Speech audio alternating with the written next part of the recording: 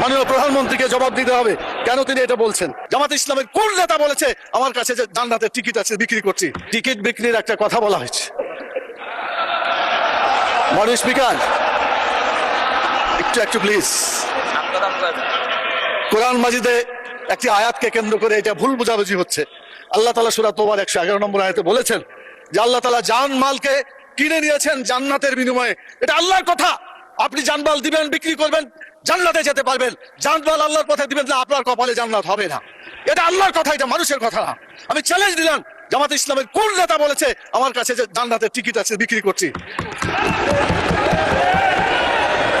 মাননীয় প্রধানমন্ত্রীকে জবাব দিতে হবে কেন তিনি এটা বলছেন। আমাদের ফখরুল ইসলাম সাহেব বলেছিলেন আমরা শরীয়তের আইন বিশ্বাস করি না, পরে অবশ্য আত্মসমর্পণ করে নির্বাচনের আগে বলেছেন শরীয়তের বিরুদ্ধে আমরা কোনো আইন আমরা পাশ করবো না। তো ধন্যবাদ ওনাকে, অন্তত তওবা করে ফিরে এসেছেন। আমরা আল্লাহর আইন চাই, আপনারা আল্লাহর আইনের বিরোধিতা করবেন না বলেছেন। অতএব আসুন বাংলাদেশে মানুষের আইনের কবর রচনা করে কোরআনের আইন প্রতিষ্ঠা করি রব্বুল আলামিন। আল্লাহ তাআলা আমাদেরকে সে তৌফিক দান করুন।